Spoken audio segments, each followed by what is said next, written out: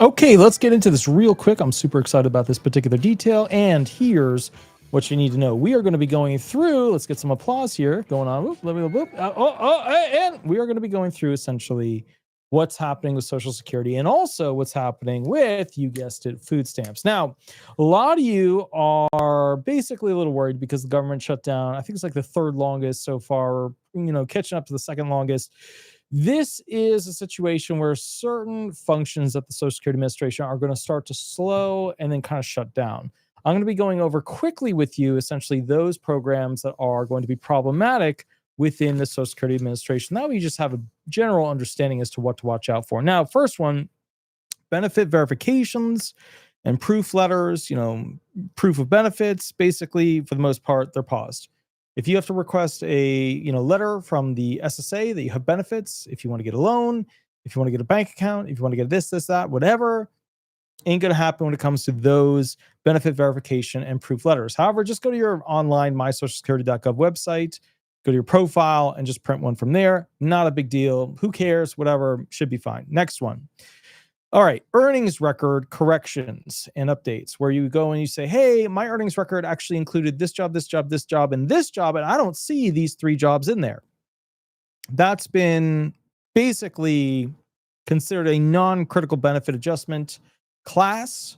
They are not going to be doing any of that until basically the government reopens. So kind of the bottom line is you can submit this stuff to the SSA, but they're not really going to be on top of fixing your earnings records until the government comes back online. Number 3, overpayment processing and waivers. So to all of my friends out there who have an overpayment, which there are a lot, let me tell you, I would say the grand majority of those private sessions, the half an hour, 1 hour private sessions that I do, the private consultations, let me tell you, most of them are overpayments. They're overpayments because somebody owes this much, somebody owes that much, this happened, that happened, whatever. But the bottom line is like most of those are overpayments. The SSA has basically halted the review process, the adjudication process for most functions related to overpayments. So if you have an overpayment, to be fair, they're really not going to be knocking on your door to go ahead and make you go ahead and push you to essentially, do something related to the overpayment. Will you get generalized status update letters? Yes. Will you get full accounting, of why the overpayment occurred? No, they're just not doing that stuff. Remember, they furloughed a little over 6,000 employees of their 51,000-ish employees.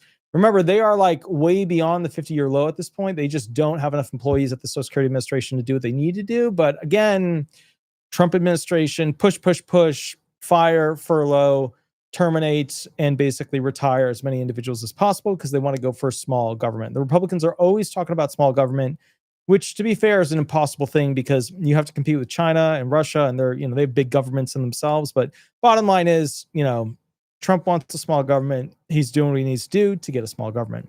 Number 4, Medicare card replacements. Just to be, understanding this, if you lose your Medicare card, if you crumple your Medicare card, if you lose it on the New York subway because somebody borrowed it from you, just to be clear, and now somebody else is using it, was sold 3 times to an immigrant that now is using your name. Just to be clear, okay, Medicare card, the process of giving you a new one, suspended. They're not doing that right now. They are not doing that. The Social Security Administration, they've halted activities on it. If it was lost, if it was damaged, you're kind of shit out of luck.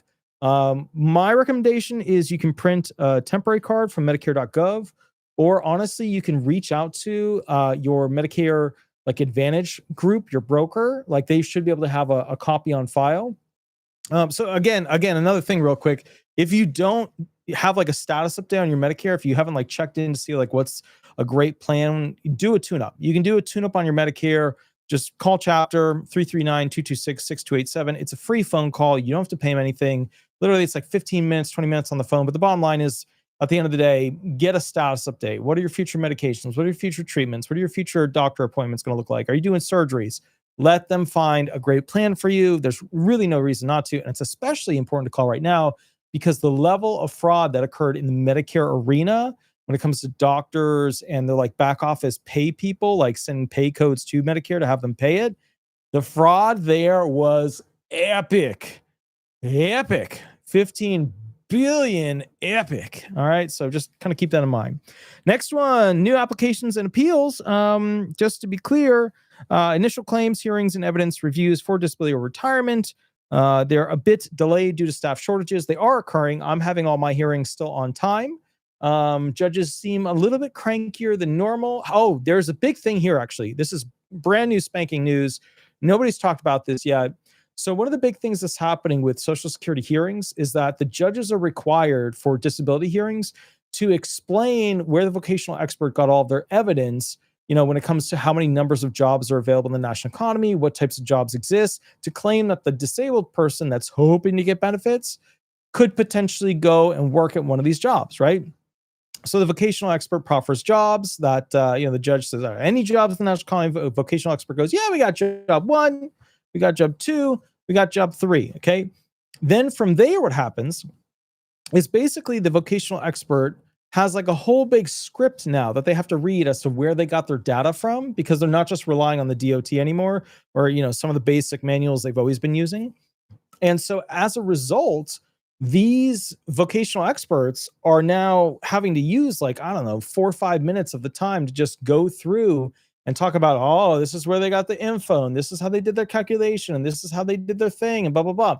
And the judge is like, no, there's already an agreement between the judges and the vocational experts of here's the question, here's your answer. Here's the question, here's your answer. So as a result of that, what's happening, just to be very simple with this whole thing, is that the judges now at the end of the hearing, they're not really doing traditional outros. The judges are like, thank you for coming to the hearing, go off record, boop, the phones just hang up. So the human-like tendency of the judges to be like, thank you so much for your fine testimony. Thank you for attending the hearing. We really appreciate you being present. Thank you for sharing your information with me. All that stuff, for the most part, most judges are just cutting it out. They don't have enough time now. So as a result, when you do your disability hearing, when the vocational expert finishes and the judge is like, okay, attorney, any additional questions, any additional comments related to the vocational expert? And the attorney's like, no additional questions, no additional comments. Then the judge is like, okay, thank you. We're going off record. Boop. Phone hangs up. I've had a ton of claimants be super confused about what's going on. So I tell them now, when they do their Social Security disability hearing, very simply, when we get to that endpoint, there's no outro anymore. They just say, counselor, any additional questions, anything you want, rebut, any of this or that, yes, Your Honor, this, and this. I want to ask the questions of a vocational expert. You do your questions, then no additional questions. Thank you. Boop. They just hang up the phone. It's like a dehumanizing version of the Social Security disability hearing. Remember, we used to do hearings all the time in person. Then now we're mostly doing them, telephonically. And so we're just slowly moving away from judges being present for these adjudications in a meaningful, direct way of seeing, hearing, interacting with. So to me, it's just a very interesting transition away from judges being able to communicate to the claimant and really learn who they are. Because, they get 45 minutes per hearing, basically. That's how they have to schedule them out. There's not much time at all. Okay. Now, with that said, they are expecting the backlog to increase because, obviously, government shutdown. This is going to cause a backlog for applications. My best advice is do not at all, absolutely do not at all, go ahead and file anything in paper form that gets mailed to them if you can. Do everything digitally. Or if you can't do everything digitally, try to put the barcode that they send out from the SSA in front of it. If you don't know how to get the barcode, if you don't know how to access the barcode, just try to call them and find a way to get a barcode, because honestly, they use the barcode to allow the fax to go directly where it's supposed to go. Otherwise, when you fax it in, if you don't have the direct fax number, it could be lost. I am finding that things we mail them at an unbelievable rate are being lost. Unbelievable rate. Now, some of the local field offices have always been known for shit shows when it comes to processing stuff, but at an unbelievable rate, we are noticing that documents that we mail to them get lost, they never get seen, nothing happens to them, etc. Okay. Final details on Social Security, then we're going to go to food stamps. All right, so in-person and phone support, that they've integrated this new artificial intelligence phone system. I've used it. It's total shit. I hate it. I'm disgusted by it. I thought they were going to do a much better job. However, I feel like they've got the right team in there to make it better. So while it does suck right now, and if you guys have used it, you let me know what your thoughts are. I've used it. I've called in. It has been a total time vampire cluster. Ugh. If you want to find a way to waste time, go get the Social Security AI phone reception ist and just try calling it. It is quite frustrating. And then they'll like make you wait and make you wait and make you wait. Go to a new prompt, make you wait, make you wait. And then like you get to the end of the day, and it's like, we are now closed. Boom. You've been on the phone for like 30 minutes waiting. So it's something that gets me pissed, but I'm not going to go into that because I think that they do have the right team to fix it. I just don't think that they are releasing the products as they are close enough to be usable. They're way too prototype mode right now. Like they're crap. Like it's too prototype. You guys got to get the SSA needs an AI system that can answer at least like, some basic questions about Social Security benefits and be able to go ahead and provide basic information. It's just, I've called other companies that have way better systems set up.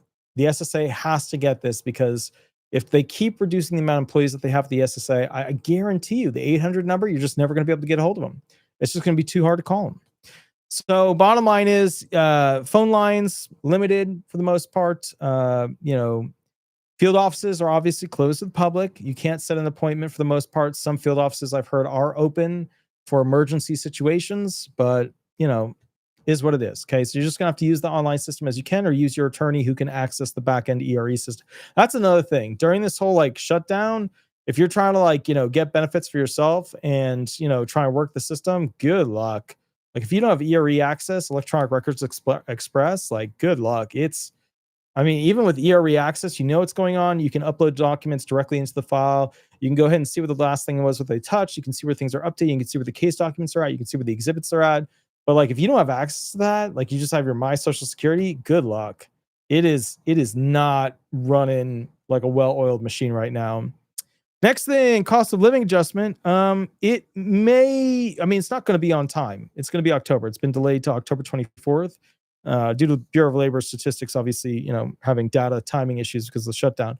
But like, who cares? You know what I mean? Like whether you find it out at the very beginning of October 24th, like who cares? It's not a big deal. It's not a big deal. It's just not a big deal. Like it doesn't even apply itself until January 1st. And if it's a high number, the higher the number, it means you got screwed because that means they had way worse inflation and they had to do this number, which is a higher number, to basically go ahead and raise you to an amount that's not going to be enough in the first place. If it's a low number, that means they haven't had as bad of inflation. But I can guarantee you, because remember, this stuff applies to a 3-month period. I can guarantee you it's not going to be a great number because we're still coming out of the Biden economy situation. Some of you will say, well, Trump should have fixed it by now. I don't think a lot of you have a strong understanding, and I still need to do the videos on this, on how economics works. We were operating, with Biden under the Obama pay a bunch of countries, hand a bunch of money out, hand a bunch of this out, hand basically trillions out method. And that doesn't work anymore because America is no longer like this unlimited cash machine that can just go ahead and spend money wherever, whenever. You know what I mean? We don't have it like that anymore. We're just not that strong of a nation like we used to be. Some of you will say, oh, we're obviously stronger. I don't think you understand economics. And I got to be honest with you, I don't think you understand military technology and the future of it. I don't think a lot of people understand that these giant military ships that are like floating in the ocean, that is not the future technology. Like, yeah, against Venezuela, we're going to do great. Sure. But against China, like you'll see entire fleets would be taken out with TMU, whatever you want to call it, style drones. The size of that drone will be taken out by millions of these little itty bitty insect-like drones. You will see entire fleets wiped out because of tiny little drones. That is the future. That is the future. Tiny little robots, big ships. They'll go ahead and put a bunch of holes in them. They will sink. Okay. It doesn't matter if you have an F-22, an F-35, an updated, a Lightning, this, it doesn't matter. It doesn't matter if you have a 6th generation fighter. That's not what future warfare is about. Okay. All right. So in other words, they're looking at like a 2.7%. It was 2.5% last year. It's going to be somewhere around the 2 point somethings, 2.5, 2.6, 2.7, 2.8. It'll be somewhere around there. But rest assured, at the end of the day, you will not have as much money next year as you will need to pay for things. We will have a really great economy because of all these negotiated international deals that Trump's been doing in like a year and a half from now. But we're not going to have that yet. We're just not. And so there is one coffin corner, extremely difficult thing that Trump has to magically pull off, which I don't think he's going to be able to do. Although I got to be honest with you, he does seem to make some miracles happen out of nowhere. Okay. Like this whole Hamas thing, how he made that come together. I mean, how? But anyway, the point is, if Trump can negotiate a good trade agreement deal, good tariffs, both sides are happy to some degree, with China, then America is going to be just fine. But if we can't, we're going to have to find a way to literally pay other countries to ramp up production. Because ramping up production in this country, we would have to get a lot of those able-bodied food stampers to go and work in warehouses, which I don't see it. I don't see it. Maybe he can make magic happen. I do not see it. Okay. I'm not saying he can't make it happen. He pulls stuff off that I sit back and I go, but how? You know what I mean? Like, but how? But at the same time, like if he can work a deal with China, if he can work a deal with China. Here's the thing. China was going to take over the South, the southern islands, right? All those southern islands there wanted to take them over. And the US was like, no. Australia was like, no. Little islands were like, no. China saw Russia gets boots stuck in the mud, right? And then China's like, ooh, Russia's not doing so great, but Russia's got old tech. But still, America and all of its allies, a lot of them in Europe, they are funding Ukraine and giving a lot of military equipment to Ukraine. Russia's not doing so great. Russia is not doing so great. So China looked at that and they're like, well, if we try to take over these islands right now, I don't know. And when China takes over a country, they integrate their social scoring experience. A lot of you guys are like, I like freedom of speech. They don't have that over there. What they have over there is social scoring experience. That's where you get a social score. If you say something the government doesn't like, your score goes down. That means you can't do certain types of travel. That means you can't do certain types of schools. That means you can't get certain types of jobs. Yeah, it's a little tough over there. It's, a lot of people make fun of like Britain with their whole like lack of free speech. You should see China. And if you would want to see more, check out North Korea. It's quite a nice inclination towards the shit show of a government controlling aspects of human life to levels you've never seen before. With that said, that covers our social security part of this. Now let's talk about what's happening with food stamps. As you know, food stamps are very important. People need to eat. There are many categories of not able-bodied, disabled, retired. There are many categories of able-bodied. Remember we did that video and there was like, I don't know, there's like 12 different versions of able-bodied that exists, like 12 different variations of people who are able-bodied, who can work, who don't work, who still get food stamps. Okay. And obviously a lot of people who work all the day and all the time, a lot of the middle class are kind of pissed off about it because they're like, hey, if I got to go to work, you got to go to work. That's the feeling, right? Okay. So here's kind of the basic thing that you need to know with this situation. I've got an article here, SNAP changes. Here's who could lose their SNAP benefits, their food stamp benefits in November. This is by Alex Martachaux by Nexstar. Okay, so here we go. States are warning SNAP recipients that their eligibility for food assistance could change as the November deadline to comply with the One Big Beautiful Bill approaches. The mega bill, which passed into law over the summer, overhauls the Supplemental Nutrition Assistance Program, formerly known as the Food Stamp Program, which provides food assistance to more than 42 million. The changes are expected to squeeze some people out of the program as federal spending on the program is cut by an estimated 186 billion over the next decade. All right, so the first thing you got to know is that basically the Republicans are squeezing and shrinking the budget that can be used to pay people who receive food stamps. Now, is our food stamp program very bloated? Yes. Are there a lot of people receiving food stamps that should not be receiving food stamps? Absolutely. Are there a lot of people who are on TikTok right now and Instagram making videos about how they need to have their food stamps because they don't want to work, even though they could work? Yes. Does that help the situation with people essentially, claiming that they are allowed to have a life and their food stamps should be there when they want them and they deserve to watch Netflix when they want to? Does that piss off the working class? Yes. I just want to make something clear. If we continue down the road of giving this many more people food stamps, okay, we will encourage a lack of work, which means a lack of work product, which means a lack of taxation of work, which means a lack, you guessed it, of future generations paying for Social Security. Because how is Social Security paid for? It's paid for in one of three ways. Well, one of two ways. Well, it's technically more than that. Technically, it's one of three ways. Investments, where they do investments, and their investments are shit, so they don't really get much money from that. Number two, the working class working and paying taxes, right? That's just what it is. And then basically, number three, right? General taxes, right? You get your FICA taxes, your general taxes, and investments. Okay, that's how it works. All right, we all know that Trump is fully aware that a lot of people on food stamps tend to vote Democrat. Okay, that's just the reality of what it is. Okay, and I'm not trying to say that's good. I'm not trying to say that's bad. It's just people, a lot of them that are on food stamps, grand majority, are going to vote Democrat because Democrats like benefits for the poor, because that means the poor is going to vote for them. That's called vote farming. And Democrats are good at that. They're very good at that. Republicans vote farm in other ways, but Democrats are way better at it. They're just better at it. Okay. So at the end of the day, Trump is saying, hey, I want to put people to work. Now, in Trump's mental state of like how this should all work out, he sees this as an opportunity for people to believe that they will get some money and then they will want to buy stuff.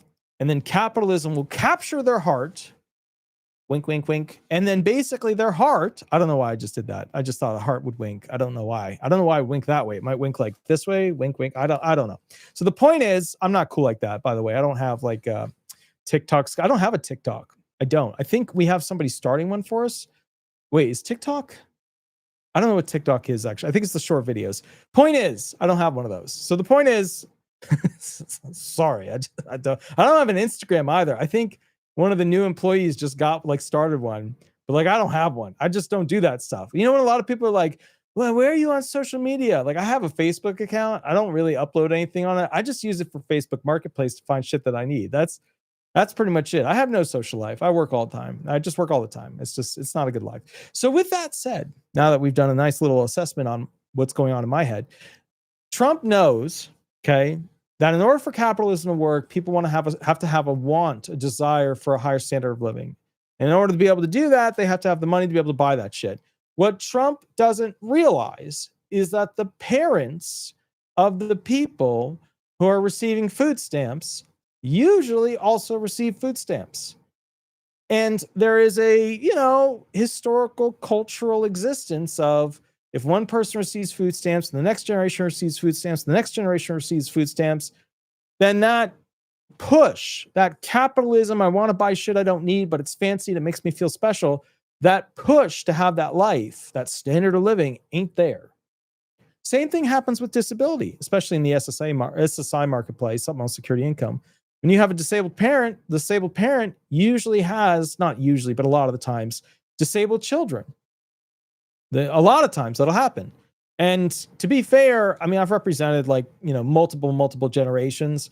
Many times the kids end up disabled because the parent is disabled themselves. And that's just the life, the existence that they know. Not saying it's good or bad. It just is what it is, So there's this culture that basically flows from the older to the younger. Same thing with the food stamps. So in Trump's head, he's thinking these people will be forced to go and work. What realistically will happen is they will just find another way to work under the table to get enough money to just have stuff, or people on food stamps will then have to, use some of their food stamps to feed these other food stampers. or there will just be more crime. That's realistically what's going to happen. Some of them will go and work, but a lot of them just won't. And the other side of the coin is a lot of jobs are disappearing because everything's becoming a massive mega corporation that has the money to hyper automate AI and robots, which gets rid of local jobs. You know what I mean? If you had like the shops of like a town, if every town had like their own individual shops, like it used to be way back in the day, right? There's tons of jobs, right? Because, everybody's got to work at all the different shops. But when you have like one mega corporation, way fewer jobs, way more efficient, saves more money, bulk buys, bulk sells. It's just a more efficient model. It just sucks for Social Security because there's fewer people working for that industry to sell those products. New work requirements, fewer exceptions. Big change the program has to do with the ABAWDs, or able-bodied adults without dependents. Put simply, able-bodied adults need to prove they're working at least 80 hours a month pursuing an education or in a training program to keep qualifying for SNAP. Without proof, they can only receive benefits for a maximum of 3 months. Before the One Big Beautiful Bill, there were several key exceptions to this work requirement. Before, if it only applied to adults 18 to 54, now any able adults under 65 have to prove they are working to continue receiving benefits. Now, remember, in most states that were blue, there were a lot more exceptions allowed and applied. The red states, like, you look at Florida, Florida's had, you got to work to get food stamps for a while, like years and years and years. Like, this. So when this came out as a change, a lot of people were like, whoa, what do you mean? How could this be? And I'm sitting here in Florida, like, what do you mean? That's been the rule here for many, many years. I was just surprised, But again, you got to understand, when you're in Florida, capitalism is the model. When you go to California, when you go to like Oregon, when you go to like, Washington, when you go to like Maine, and when you go to like Connecticut, the model is more socialism, welfare programs, stuff like that. Unless you're in like the city of insurance of like Massachusetts and Connecticut, then but at the same time, New York, New Jersey, stuff like that, California, Washington, especially, the idea is more socialism than essentially capitalism. Like Texas, Florida, capitalism. That's their push, right? In Florida, all right. Can I tell you a secret that people don't really know about? There are places where there's a lot of work to be done where plants grow significantly, like Florida. It's just a tropical environment. Everything grows here. The grass has to be cut more. The trees have to be trimmed more. Like you got to do more landscaping. So when it comes to like work and opportunities and jobs, and there's a ton of people from California and New York moving to Florida. So there's a massive influx of people who are looking for jobs, working, etc. There's like a lot of jobs in Florida where you could get a job mowing. You could get a job weed whacking. You could get a job hedge trimming. You could get a job tree trimming.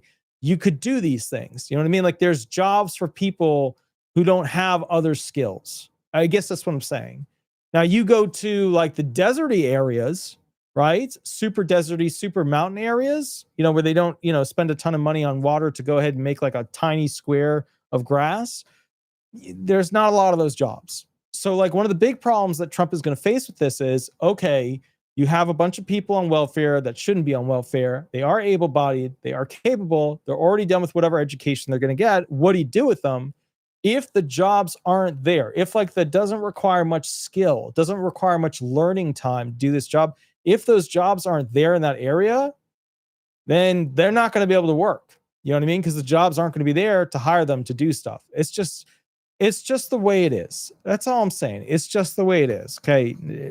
Trump's going to have a very difficult time with this. We all know why he's doing it. He is trying to get people to go to work. It is admirable. It is a good direction. It sucks for those who are relying on food stamps, though, because a lot of them culturally don't know how to be an adult.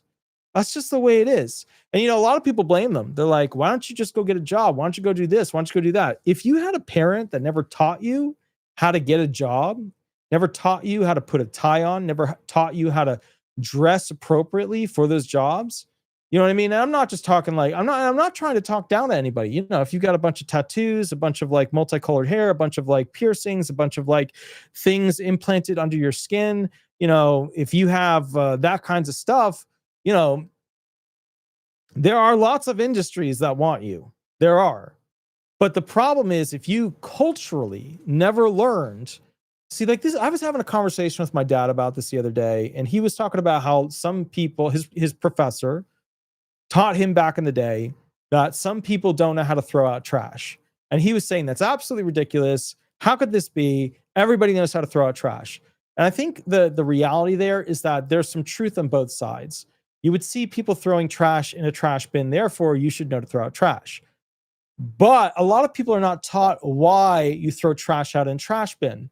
And some of you would say, well, it's obvious because you want the area to look nice. You want it to look landscaped. You want it to look pleasant. You want to live there. You want to interact there. You want to work there. Yeah, true. But you're forgetting you had a decent childhood. A lot of these people didn't have parents, or their parents were not parents. They had the kid, they were present, but they weren't parents. You know what I mean? Like, if I look at my situation, my dogs are not very trained. I am a shitty parent, right? I'm a shitty parent. I am, you know what I mean? Like, I have to, and that's one of the things that I was looking at. Like, if I have kids, I'm going to go buy some books on how to be a better parent, how to like train kids to do a better job being a better, part of society. My dogs are a good example of living beings who would be, they would not know to put trash in the trash receptacle. And I did that. They didn't do that. I did that, So at the end of the day, not to like blame parents. Some of you are parents who are like, oh, I tried my best. I'm not blaming you. I'm not blaming you. But just understand. Okay. At the end of the day, like culturally, if the kid didn't learn and the kid's hanging around with kids that frankly are not going to teach them, then they're just going to throw stuff out the car window. They're going to throw stuff on the side of the road. And that's how they're going to live because they don't care. Because can we just be fair about this? A lot of people don't feel like they belong in America, even though they're citizens, because they don't have money, because they don't have a job, because they don't have direction. That's what Trump's trying to do here. I don't think it's going to succeed a lot. It's working in Florida, but Florida has a secret, which is called lots of unskilled labor-oriented jobs. There's lots of landscaping companies that would love to hire you in Florida. Love to. You do not have that exact same system in places like super mountainous areas of Colorado or super desert-oriented areas throughout the U.S. You just don't have that, okay? You just don't, all right?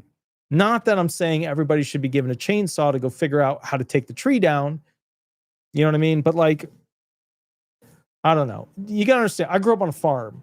You either did it or you were ridiculed. You either got it done or basically people were ashamed of you.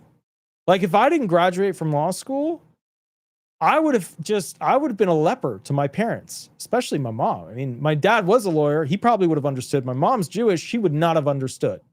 She would not have understood that. She would not have been okay with that. I got the triple pass. I took the bar. I got the best type of pass that you can get. The triple pass, part A, pass, part B, total pass, triple pass. Okay.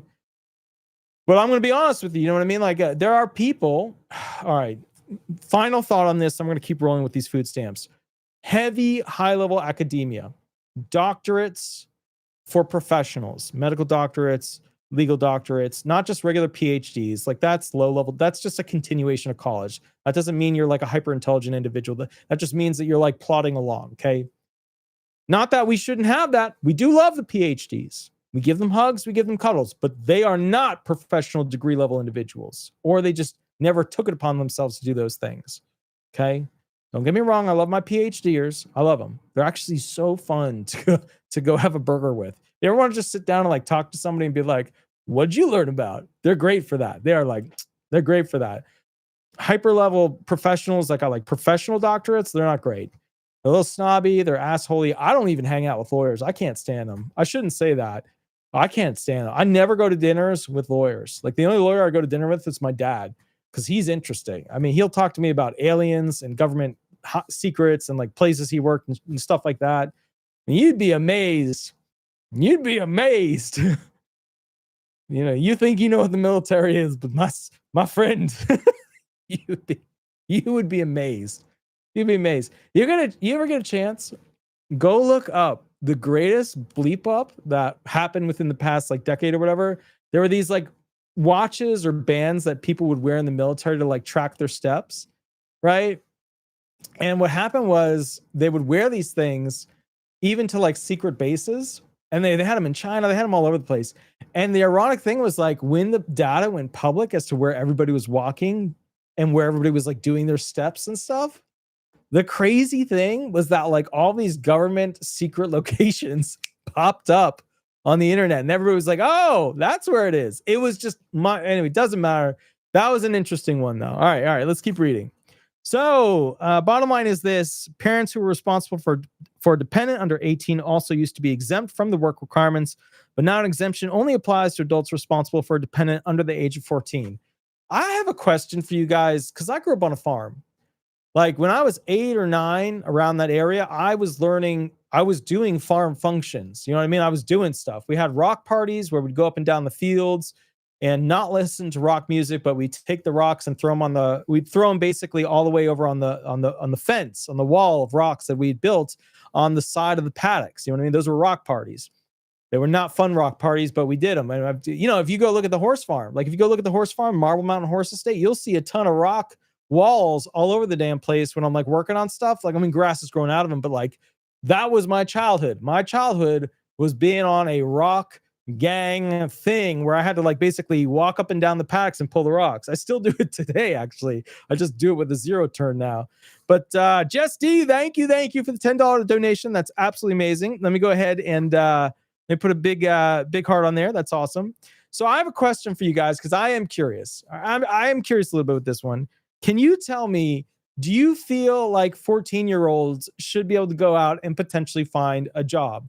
Because to me, like, I was working at a very young age. You know what I mean? I've done a lot of jobs at Starbucks, computer tech, computer repair, school library, music store, salesperson, music store, basically like, lackey. I've done a lot of jobs. You know what I mean? Like a lot of people are like, oh man, he must have just started his law firm. That's his first job. No,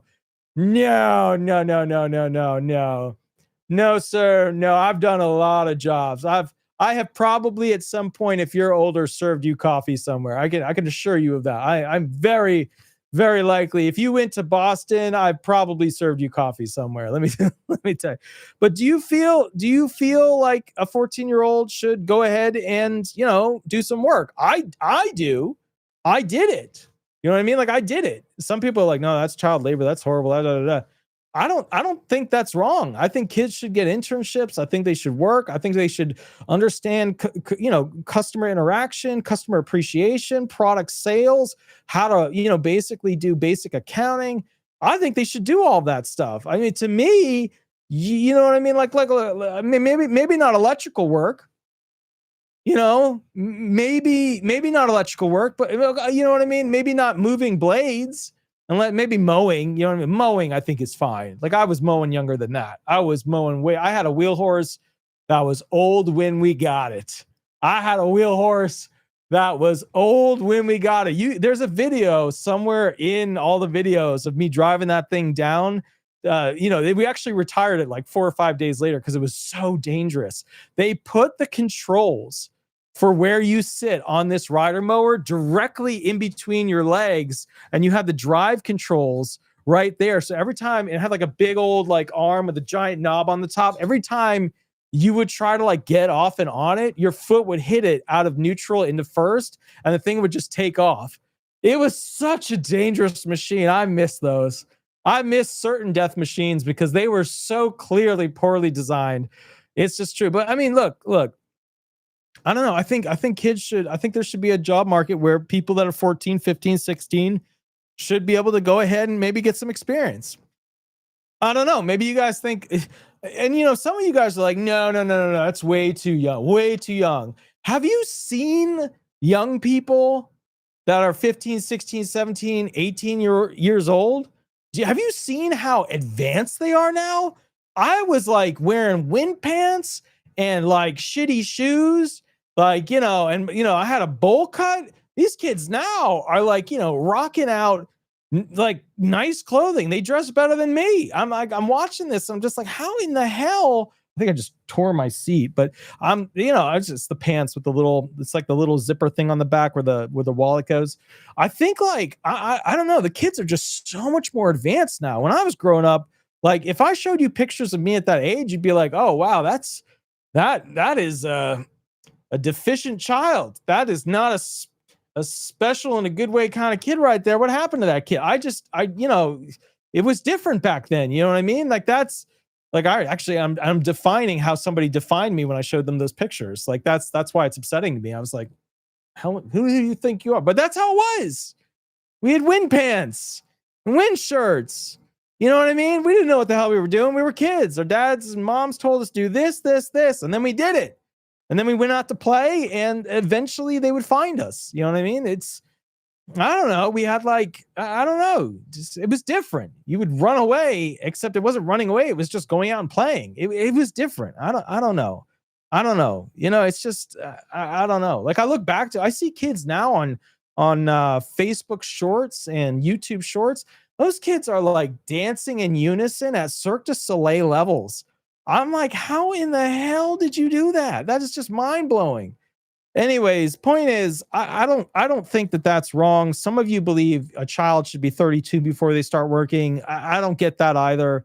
What do you guys think? Yeah, see, okay, so DH said yes, started mowing with rider motor at 8, farm produce work at 7. Yeah, that's what it was like.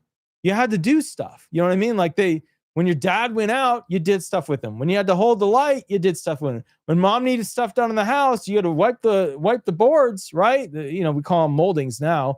You had to do it. You know what I mean? You had the vacuum, you had to do it. It didn't matter if the vacuum was as tall as you had to do it.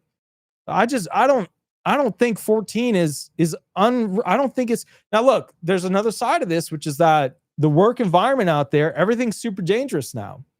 Is it safe for a 14-year-old to go work at a movie theater? Is it safe for a 14-year-old to go work at a produce stand? That's the other problem. You know what I mean? It's not a safe place anymore. It's just not. You got that on the other side. Okay. All right, let's keep rocking and rolling through this real quick. All right, veterans, homeless individuals, young adults transitioning out of foster care also all used to be exempt. Now all these groups need to meet the work requirements in order to receive more than 3 months of assistance. Trump, what are you doing? You don't want to touch veterans. You don't want to touch veterans. You need veterans to be happy. You need them to continue to tell each generation down the line to be happy. Trump has some good ideas and some whoopses, and that is a whoops. That is definitely a whoops. On the other hand, there's a new exception to work requirements being put in place for Indians, also referred to as Native Americans, Alaska Natives, Indigenous peoples, and tribal members as defined under the law. While all these changes were effective immediately when the law was enacted on July 4th, the Food and Nutrition Service gave states 120 days to implement the changes. That deadline for full implementation expires on November 1st. So we're almost there. It's the 19th. We're almost there. Okay, so 10 days around there, yada, yada, boom. It's all going to change. All right, so here's my point with all this. Trump is trying to convert people to become capitalism machines. Look, you're never going to get Hawaii with Native Hawaiians to do what Trump wants them to do. It's just not going to happen. That's not their culture. That's why so many of them are on SSI benefits. It's not their culture, And that's part of the thing. I don't think Trump fully understands. Okay, it takes a unique individual to want more. Think about that for a moment. In order to want more, you have to have this internal feeling like you have to have something extra. Now, look, let me give you an example. Great examples of potential future capitalism-oriented people, which ends up not being what happens to them, but they should, are kids that love trading card games. Hear me out, okay? When you have kids that like Pokemon, Yu-Gi-Oh, Magic the Gathering, Yu Yu Hakusho, etc., right? And they want to collect all those cards and collect all those monsters and get the special foil cards and get the special this card and the ghost card and the ghost negative card, and this one has a shadow. When you have those kids, they have that urge, that need to get more of it. Because, when you think about it, it's like, basically dealing with somebody who has an addiction. And that's what capitalism runs off of. I know that's not a great way to look at it, but if we're fair about it, that's how capitalism works. You need humans that have an addiction towards stuff they don't really need.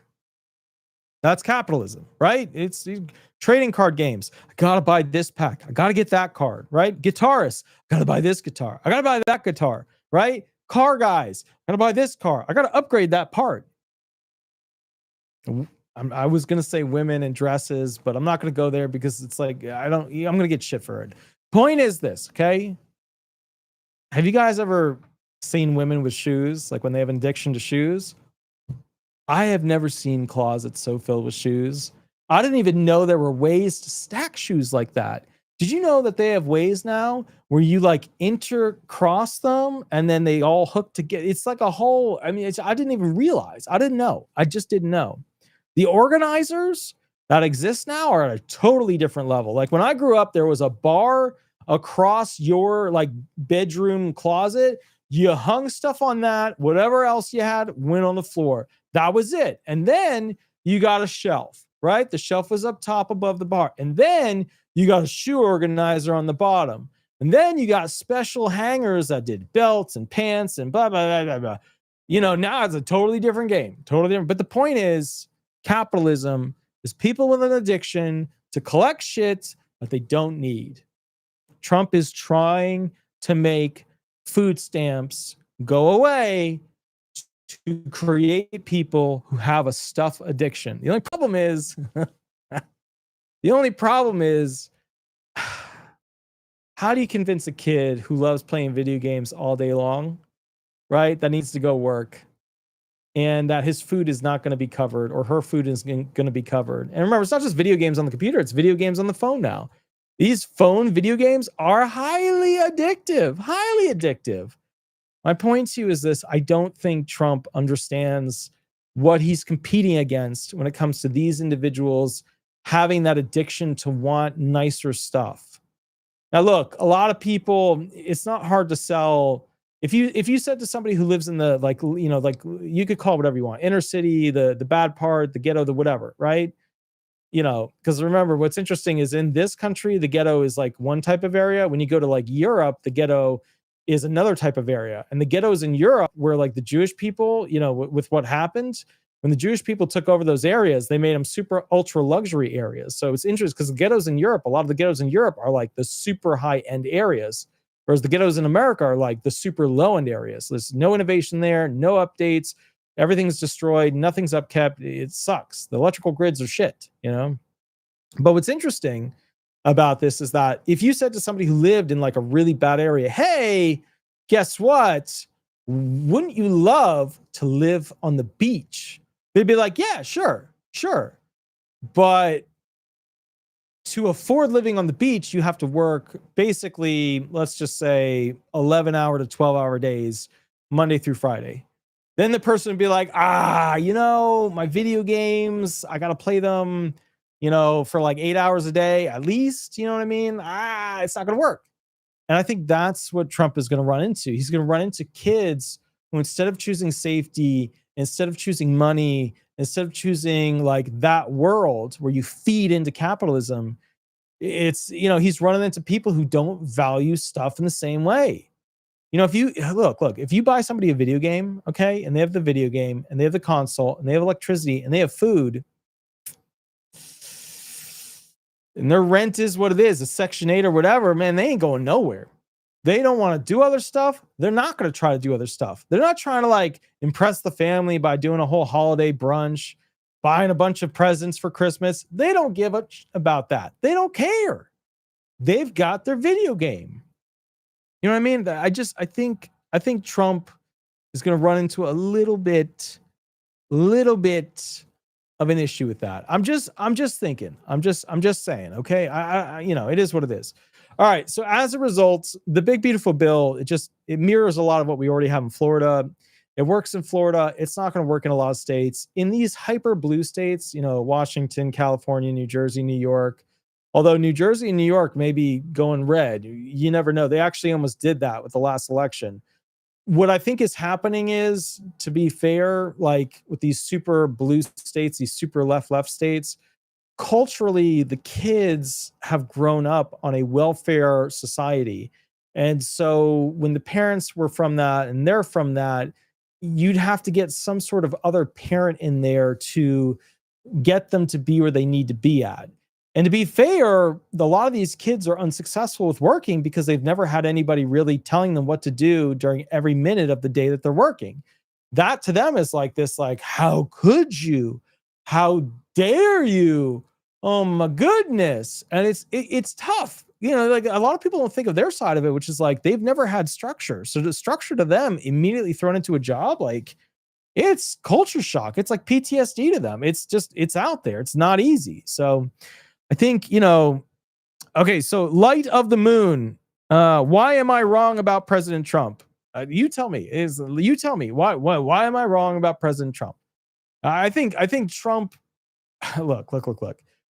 Trump came from money. Okay. So yes, he had the unfortunate thing with his brother. Yes, he's seen a lot of neighborhoods that needed a strong push. Yes, I agree. But it's in the email. Oh, so I got to go read the email. All right, I'll go check him out. Look, I'm not against Trump in doing this because he's going to have a success rate of actually pushing people forward to try harder, do better in life, etc. It is the right choice. I just don't think it's going to be as successful as he thinks it is going to be. I just don't think it's going to be as smooth of an upward swoosh, if you will, as he thinks it's going to be, because he is fighting generational culture of not working. So, you know, at the end of the day, I just think realistically, I think he's going to run into some issues. But he is not wrong for trying to get people to have more purpose in their life. That's true. However, to be fair, this shutdown has no direct reopening in sight. I'm hoping, here's what I think is going to happen. Okay. And I could be totally wrong. I could be totally wrong on this thing. So just, you know, give me a little bit of lead rope on this thing. Okay. Give me a little lead rope. Okay. What I think is going to happen is that the younger Democrats are going to use this opportunity once enough people get pissed enough to overthrow the older Democrats. Because the older Democrats come from like the Clinton era, you know, the early Obama, pre-Obama. They come from that. Like, you know, that's the kind of like liberal that I like to think exists, but that doesn't actually exist anymore. It just doesn't. Like, old Democrats are not actually what Democrat is. It's totally different things. So I think the younger Democrats are going to use this opportunity to overthrow the older Democrats. So like Schumer will be out, AOC will replace. And so, you know, even though she's in a different section of the government, but she will become a voice that is grand, giant speaker phone. You know, it's one of those things where the younger Democrats are going to start to take over. You will see Democrats, okay, specifically from the Islamic background, specifically from the Latino background, the African-American background, trying to push to take the new leadership roles as the existence of the government. Those in the LGBTQ plus community, those as well. I do believe the older style Jewish white Democrats that are in Congress, you know, your Bernies, your Schumers, they're going to be pushed aside from this whole situation. That means Trump will now be competing not with the old enemies of his political career, but a whole new thing, youth, you know, kind of like, you know, whole new existence. I don't know how well Trump will do against that younger generation of Democrats. I don't know. It's something that I don't think he is used to competing against, because at his level, the top level, it's almost always old people. So for him to then be competing against the people who have the social media, who can make quick social media outputs with memes and stuff like that, I don't know how successful he will ultimately be against that system. But I do know that that is coming. Okay. I know that's coming, because the Republican Party is cool with an old person in there, right? The Republican Party is totally cool with having an 80-year-old president. They're totally cool with that, right? The Democrats, though, they're changing. Like, if you're like 65 and a Democrat, you probably don't know where the party is at versus where you're at. And that's okay. That's okay. Everybody's learning. Everybody's figuring it out, you know? All right. With that said, I have one more video. I'm going to go ahead and catch you at that next video, but please remember to hit the like button. Hit the like button, give a little like, give a little hug to the like button. With that said, please, if you need a checkup, a tune-up on your Medicare plan, head over to basically ask chapter.org/disability, or just give them a call. It's a free call. Tell them about your medications, future surgeries, medical treatment, types of medical treatment you'd like to get in the future. They'll be able to work with you and find a very good Medicare option for you. Free call. They usually save people money. It's just a good idea. All right. With that said, please remember to like and subscribe. Also, if you get a chance and you like these videos where we talk about stuff, and I see people disagree with me in the chat all the time, and I appreciate that because I get a lot of ideas that counter what I think all the time. So keep it up because it helps me open my mind. But if you get a chance, head over to Google, type in disability resolution into Google, and you'll see the business page for the law firm. Throw some stars up there. I always love seeing those. But again, disability resolution in Google. With that said, I do live sessions on Mondays and Thursdays. You get to ask me any legal questions you want about Social Security. I'll answer them. We keep to 5 to 7 minutes, no story mode, have your legal question ready. And finally, very important, if you want a private session, 30 minutes or 60 minutes, mini contract below. I will catch you all at the next video in about 10, 15 minutes, and we will rock and roll from there. Thank you so much. Have a wonderful day, and I'll see you soon at the next video. Bye-bye.